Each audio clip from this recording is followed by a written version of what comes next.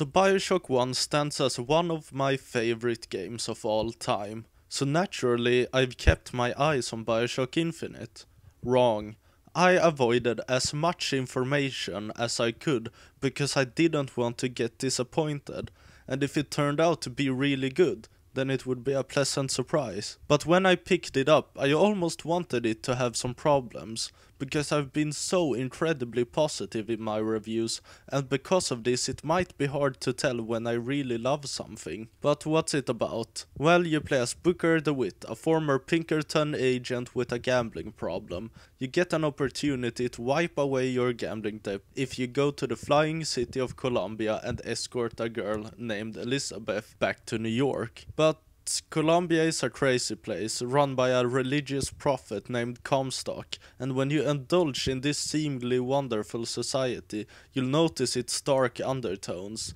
It's filled with racism, patriotism, religious extremists, and revolution. It's such a wonder uncovering the history of Colombia and finding every little detail there is. The best part about the story isn't the storyline itself. It's knowing that they could never tell the story via another form of media, which is sadly a rarity for games.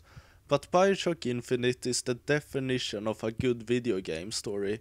There's choices both in terms of playstyles and story. There's also an incredible sense of detail in the world, and almost every room reveals another part of the story arc and the history of Colombia. And while there are some few scripted events, they have such a big impact on you that you don't mind them.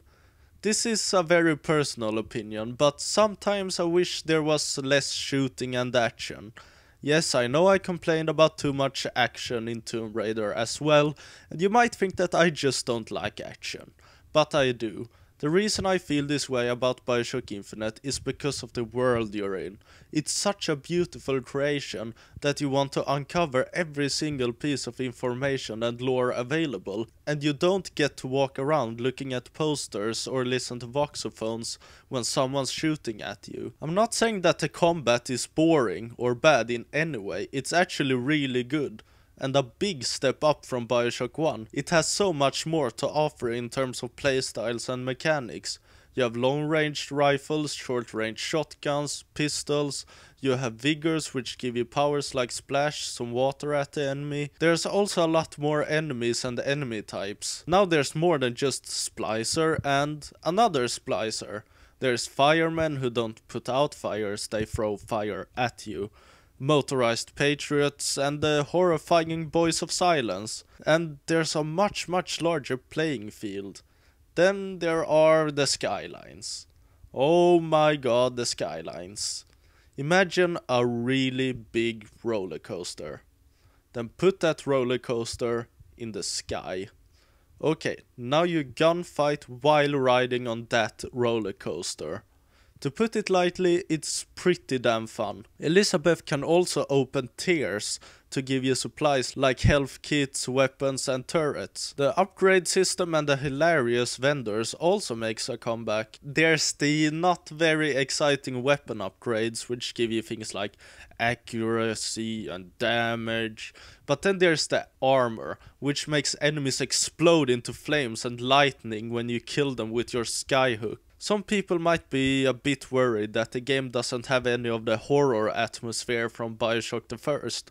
But don't worry, without spoiling anything, there's some pretty horrific moments in Bioshock Infinite. I can only think of one negative, and that's the spammy melee combat. When a big group of enemies gather up in front of you, you just mash one key to get them out of the way. Also, there's some pretty weird stuff when it comes to the food in Colombia, which doesn't go well with Booker's eating disorder. I don't know why, but every cop in Colombia is carrying a pineapple for no reason. Maybe it's police protocol to carry around a pineapple while you're on duty. Also, I mentioned Booker's eating disorder. He is a pig when it comes to food. During my playthrough, he ate an entire cheese with a knife still in it. He also ate an entire cake with lit candles. He eats cotton candy from trash cans. He's a drunk as well. He sweeps an entire bottle of gin in just a second. Jokes aside, they decided to skip the silent protagonist and made him a real character, namely Booker DeWitt, with dialogue throughout the game. And the way he reacts to the events is really relatable, and you rarely feel an emotional disconnect between you as a player and Booker as the protagonist. Also Elizabeth. Never have I cared for a character in the same way I cared for Elizabeth. It would have been so easy to screw it up and make her annoying in fights, but no. She's always helpful, and as a character she's simply amazing. With animation inspired by old Disney movies, combined with an excellent performance from Courtney Baker, she's unarguably one of the best parts about the game. I know I've had the misfortune to play a lot of good games, so you can't really tell when I love something. But this game is the best thing to happen to video game narrative since Half-Life 2.